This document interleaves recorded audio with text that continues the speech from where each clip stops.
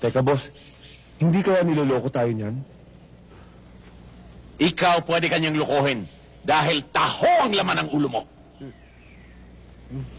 Subukan niya ako.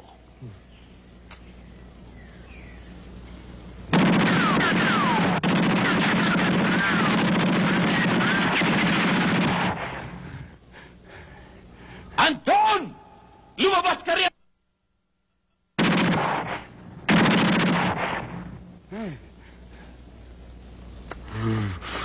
Huwag ka nang umirit dyan! Hindi ko na yata nakikita si Janet.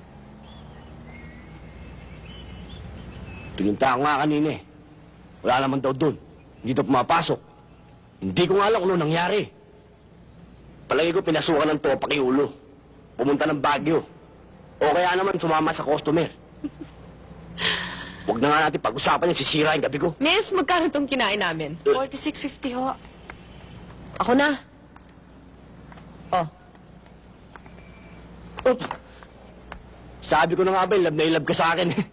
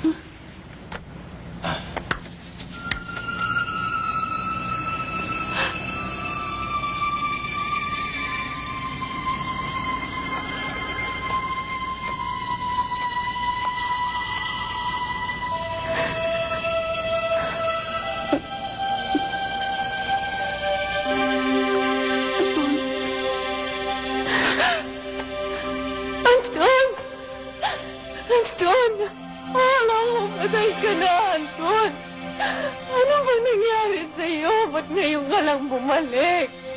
Anong nangyari sa'yo, Anton?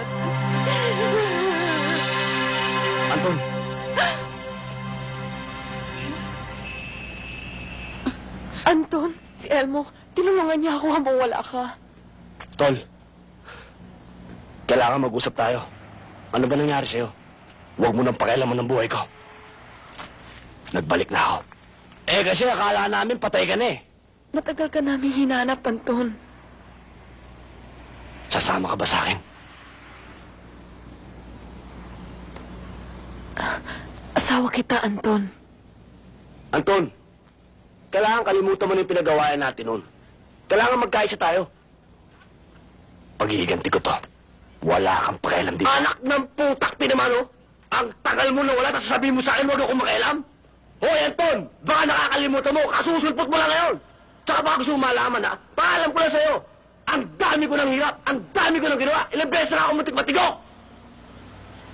Kung ano man ang nagawa mo, salamat. Ngayon, akin na lang to. Ganoon! Hoy! Meron din ako dapat ipagigante! Pinatay nila yung kaibigan ko, si Berting! Gawin mo gusto mo. Gagawin ko gusto ko.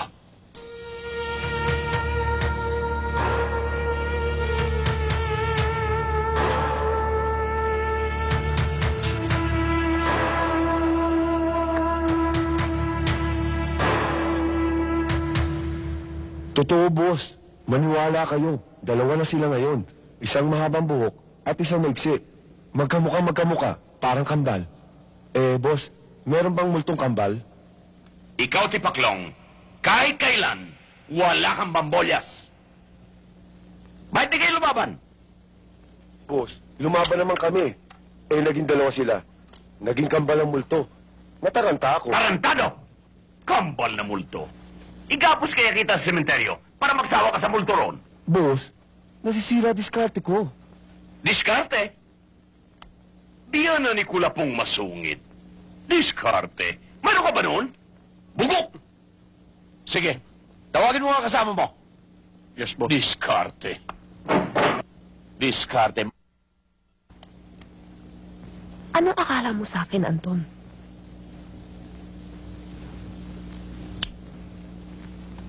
Maraming pwedeng mangyari. Kapatid ko si Elmo. Kilala ko siya. Anong ibig mong sabihin? Tinatanong mo pa. Anton, maraming naitulong sa akin si Elmo habang wala ka.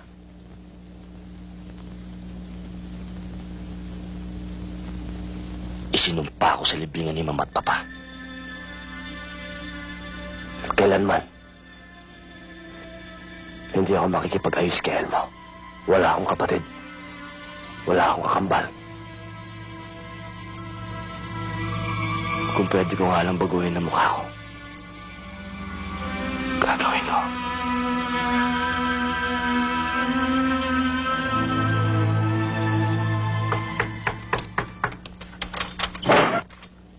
O, ikaw pala, Elmo. Buti napasyal ka. Tuloy ka. Andiyan ba si Janet? Wala siya. Di ba magkasama kayo? Dahil mo siya napapasyal dito? Hindi pa kami nagkikita mula nung umalis siya rito. Bakit? May nangyari ba sa inyo? Wala naman.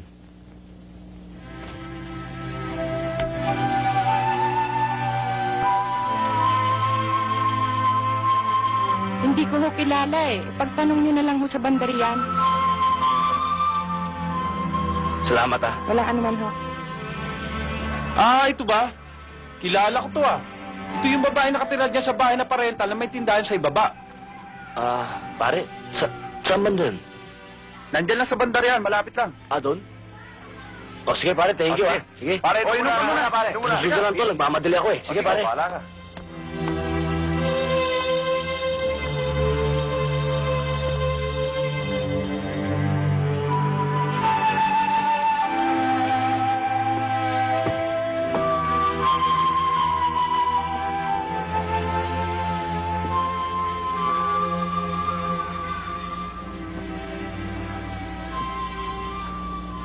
Janet,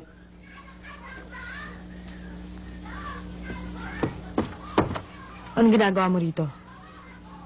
ba't bigla ka nawala? Nagka-problema ako sa'yo. Pero nun pa yun, tapos na yun. Okay na ako dito. Huwag mo na akong guluhin. Ano ba naging problema mo sa akin? Hindi mo alam? Marami ka nga hindi alam. Namimiss na kita eh. Mabuti naman. Janet, kasi may problema ako eh. Kailangan kong tulong mo. Ay nako, kailan ka nga ba naman lumapit sa akin na hindi nangangailangan ng tulong? Janet naman, Ano bang kailangan mo? wala na akong pambayad dun sa hotel. Pinapako na nga ako eh. Baka naman ka kung pwede muna ako makitira rito. Kahit pansamantala lang. Ay nako, kailan pa kaya ako matututo? Janet, sige na. Alam mo ba, Hindi pa, kadarating ko lang eh. talagang hindi na yata tayo magkakahiwalay. Totoo yan. Kasi mahal mo ako, mahal din kita. Hindi lang yon. Ano pa? Elmo, magiging tatay ka na. Niloloko mo ba ako? Hindi totoo, buntis ako. Ikaw ang ama.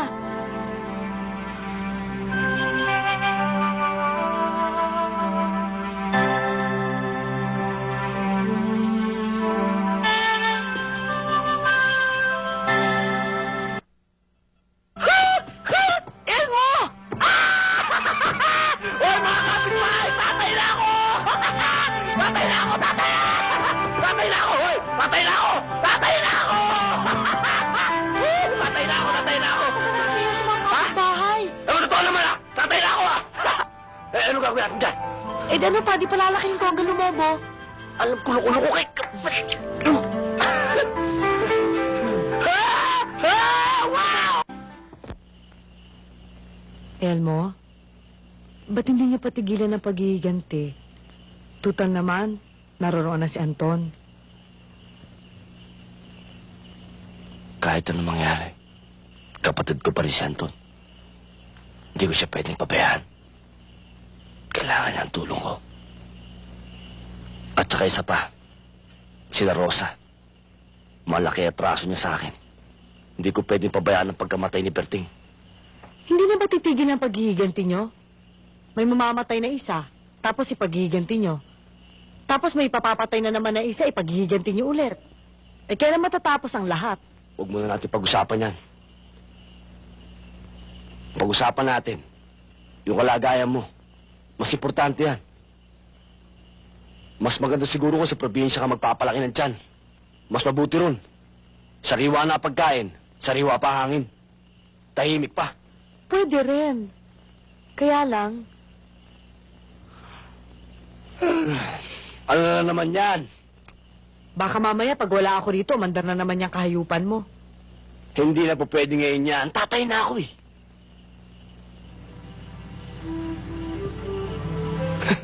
Sige na, matulog na tayo. Maaga pa tayo bukas. Sige na.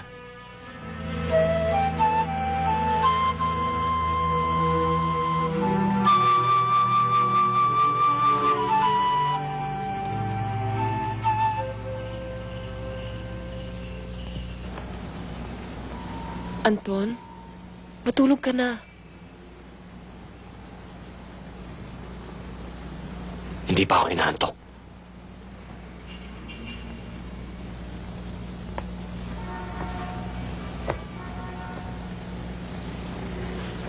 Sana matapos ng lahat ng ito.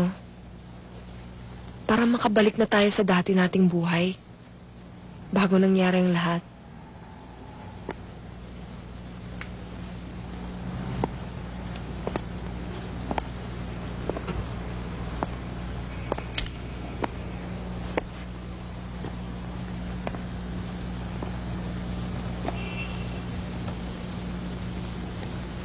Hindi na tayo makakabalik sa dati.